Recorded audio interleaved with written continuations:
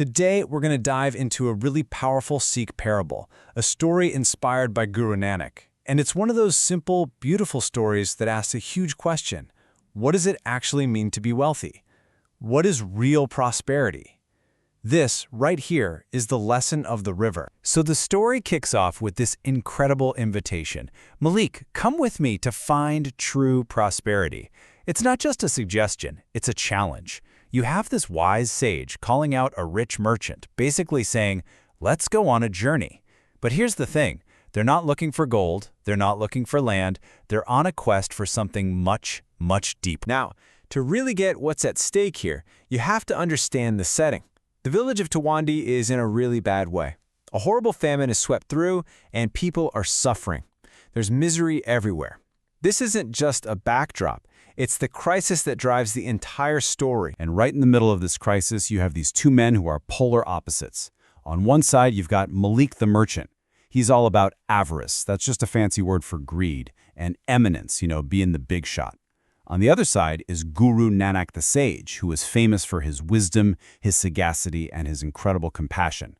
You can just feel it, right? These two are on a collision course. Let's just focus on that word for a second. Avarice. This isn't just about wanting to be comfortable. We're talking about an insatiable greed, a hunger that can never be filled. And for Malik, this was very real. While his own neighbors were starving, his avarice drove him to hoard grain, to pile it up, which only made the famine 100 times worse. So Guru Nanak sees all this suffering, and he knows that just giving Malik a lecture is going to do absolutely nothing. Words won't work. No, he has to teach a lesson that's real, something Malik can literally feel in his own hands.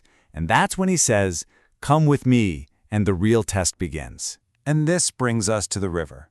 Here's the challenge Nanak gives him. It sounds so simple. Just carry some water from the river back to the village, in your cupped hands.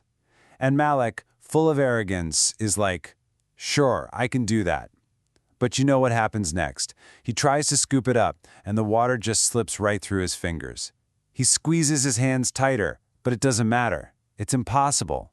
And right there, that's the first huge lesson. Some things, like water and like wealth, you just can't hoard. The story calls Malik's attempt at the river folly. And that's the perfect word for it. It's not just a mistake, it's a truly foolish act. It comes from a complete lack of good sense. He thought he could use brute force, his own tight grip, to control something that was never meant to be controlled. He completely missed the point. And this is when Nanak drops the big truth bomb. He says, like water, wealth slips away without prudence. You need wisdom. You need careful judgment. You can't just greedily clutch at it and expect to keep it.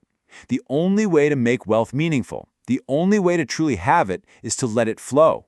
It's in the sharing. That's where the true riches are. Okay, so just as Malik is trying to wrap his head around this idea, the story takes a turn you would never expect. To show that this isn't just a clever saying, but a deep spiritual truth, Guru Nanak himself wades into that same river, and then he's gone. He just vanishes. Can you imagine the scene? For 3 whole days, the village is in chaos. On day 1, everyone's just confused. By day 2, that confusion has turned into serious anxiety and fear. The whole community is on edge. And then, on the 3rd day, he comes back. He emerges from the water, and the story says he was literally glowing with a divine light. And that feeling that swept through the village, there's a perfect word for it: consternation. It's that mix of shock, deep anxiety, and total bewilderment when something completely unexpected happens. His disappearance wasn't just some strange event. It caused real distress and panic for the people who looked up to him. So what did he bring back with him from this experience? This is the absolute core of the whole story. The lesson at the river was the setup. This is the punchline. He comes back with this ultimate truth. There is one God, and service to others is true wealth. It just completely reframes everything. Real prosperity has nothing to do with stuff. It's about serving other people. Now, seeing Guru Nanak return like this, hearing this divine message, it completely shatters Malik's worldview. He is filled with contrition.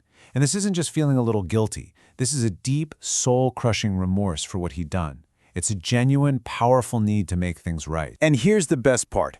His transformation is immediate. He doesn't just sit around feeling bad for himself. His contrition explodes into action.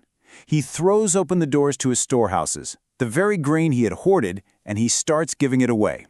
He shares it with rectitude, meaning with total honesty and integrity. And in doing so, he doesn't just change himself, he saves the village. He ends the famine. So let's look at the final score. You have two kinds of wealth here. On one side, hoarded wealth. And what does it get you? Misery, famine, deceit. A pretty pathetic return on investment, right? But then you look at shared wealth. What's the outcome there? Harmony, genuine happiness, felicity, and real, lasting prosperity. The value is just off the charts. It's not even close. So, what do we take away from the lesson of the river? Well, it all boils down to a few really simple, yet profound ideas. Real prosperity is about being selfless. Hoarding and holding on tight only leads to misery. Sharing is what creates harmony. A thriving community is built on kindness and compassion. And maybe the biggest one of all, a truly meaningful life isn't about your status, it's about how you serve others. And that leaves us with one final question to think about. In this story, the river taught a lesson about money, but it could also be about knowledge, or talent, or kindness, anything that only grows when it flows. So it makes you wonder, what's the river in our own lives? And are we foolishly trying to cup our hands and hoard it, or are we letting it flow?